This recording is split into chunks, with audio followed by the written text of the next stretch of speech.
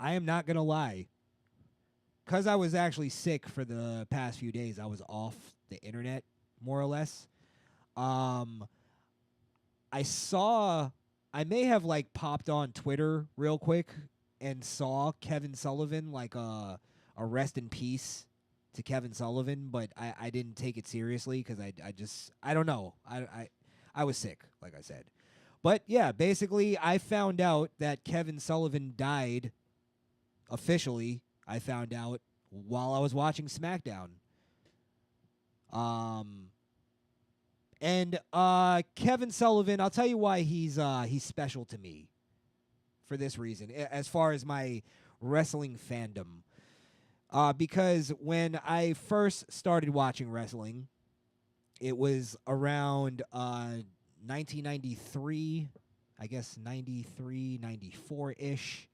WCW, Hulk Hogan. Hulk Hogan was the reason why I started watching wrestling.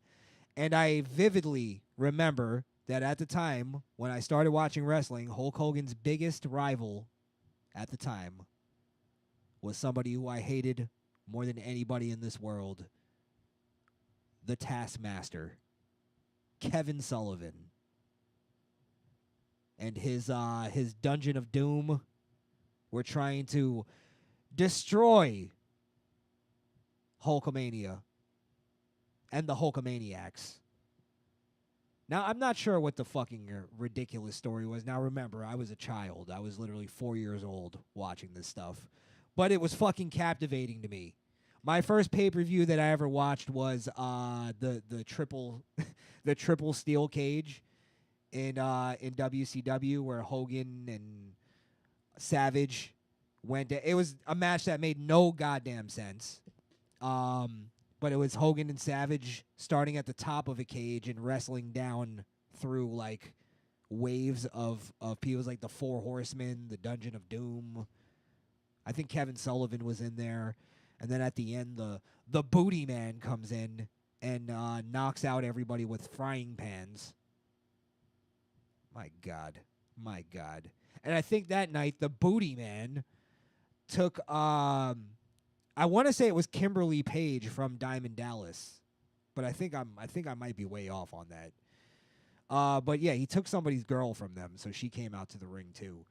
I just remember that it's super weird match. And really, Kevin Sullivan was a super weird dude and a super weird wrestler, but he was he was somebody I hated for a very long time, and that was because of what a good heel he was. He was just a very hateable guy. He was a quintessential heel, a true villain. And yeah, basically, I guess kind of credited to getting me into wrestling. As much of a ridiculous storyline as it was, as an adult, again as a child, I'm not ashamed to say that I loved it. I loved all of it. Every time they unveiled a new goofy ass monster, Kevin Sullivan would be doing some kind of seance and over a fucking what is it called, a cauldron? Is that what they call it? And then yeah, he was like a Satanist too, and I think he incorporated that into his wrestling. But yeah, then he'd just create some fucking new monster to come and destroy Hulkamania. Yeah. I bought in. I'm not ashamed to say it. But yeah, the reason where I became where I started to like Kevin Sullivan, where I started to get into the behind the scenes of wrestling, the podcast, the shoot interviews and all that type of stuff, where I finally broke kayfabe and learned how scripted and how wrestling really was, the real side of wrestling. And basically a part of it was the Benoit theory, where there was this theory, and I got to admit that I bought into this at first, where Benoit didn't actually murder his family, and it was Kevin Sullivan, because I guess used to date or was married to Benoit's Benoit's wife, Nancy Benoit.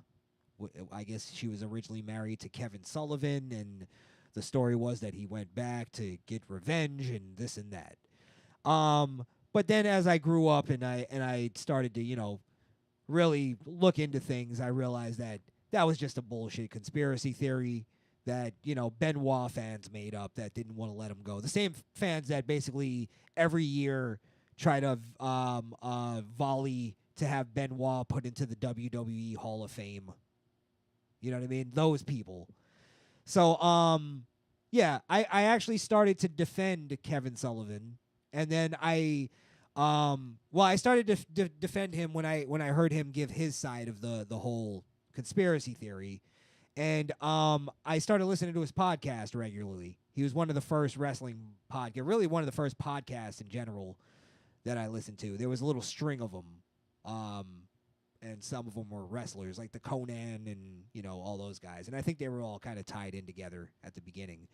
But yeah, Kevin Sullivan, that's when I also learned when I started listening to his podcast that he was actually, one of the bookers in WCW, and he was a bigger wig in the business than I knew him as. I just knew him as this piece of shit that was trying to take away Hulk Hogan from us, and this this short dude, and I'm like, why are all these giants taking his orders?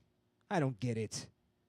But yeah, basically, I started defending him because of that Benoit conspiracy theory, and sort of became a fan of him through the podcasts. So he was really great at telling stories. If they still have his podcasts up, I'm sure they do. I'm sure they'll sort of like archive them somewhere now. But he did a really great show. Whether you believe those guys or not, I sometimes I try to listen to those podcasts with like half believing it and keeping an open mind and really listening to it to just enjoy the stories. That's more of what I try to get out of those is just entertainment, because most of the time that's what they're doing. And Conan even says it. He has a saying where he says, why let a lie get in the way of a good story? And I think a lot of those wrestlers kind of go with that. So you never know what's true. You never know what's not. And they're always working. And that's part of why I love wrestling. I love when I get tricked by these fucking carnies. And we don't get that anymore. Trick me, god damn it. So, yeah, shout-outs.